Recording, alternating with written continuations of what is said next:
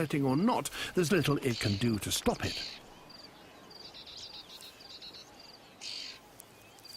And anyway, for some male giraffes, there may be bigger problems. Like many social mammals, giraffe males form a hierarchy which gives priority access to females. But for a giraffe, the ways of dueling are limited.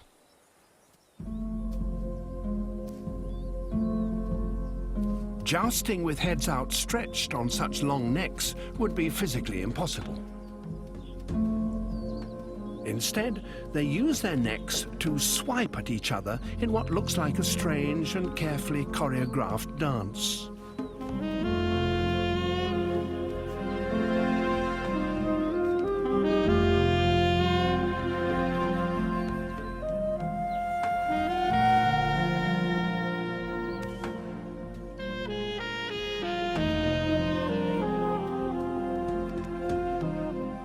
The apparent grace of their movements and the almost courteous manner in which they alternate their balletic swings belies what is in reality a very dangerous tournament.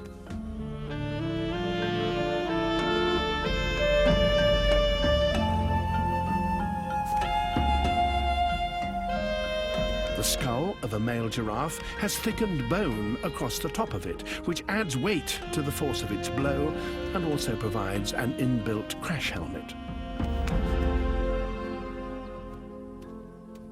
Bouts of fighting may continue for some hours, until finally, in a way that is not obvious to human observers, the contestants decide who has won and both leave the stage together like gentlemen. A dominant male will spend much of his time trailing females, checking their scent at every opportunity. Curling his top lip enables him to taste the hormone levels in the female's urine.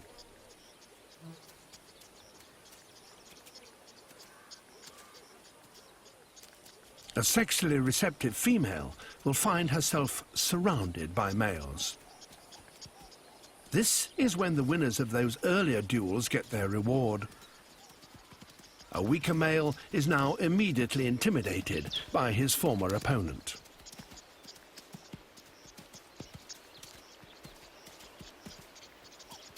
Now, the business of courtship begins with a slow pursuit that lasts hours, even days.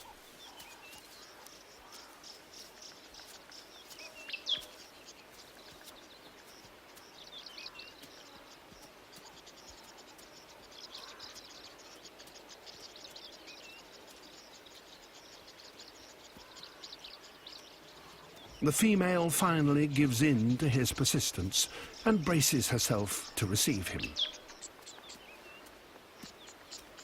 The male has to make some last-minute mental preparations. It's going to be a delicate balancing act. With both adults weighing up to 1,000 kilos, 1 ton, they can't risk a tumble.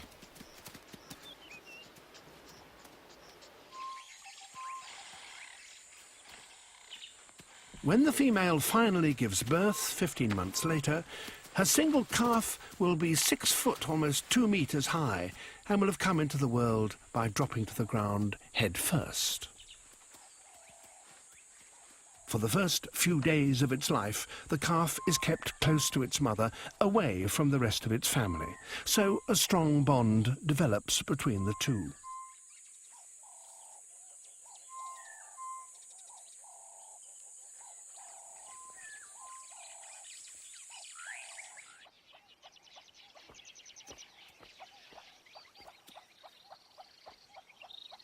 The reason these calves are born so tall becomes clear when they start to suckle. With their mother's udder so high above the ground, they would starve if they were born any shorter. Fueled by her extremely rich milk, the calf grows an amazing inch, 3 centimeters, a day during the first week of its life.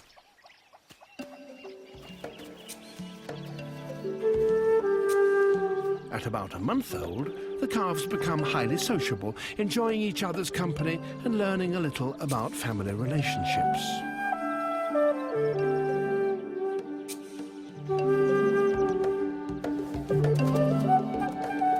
close bond with their mother continues, although now it may be a little one-sided. It's all part of learning to be more independent. But independence, for one so small, could bring danger.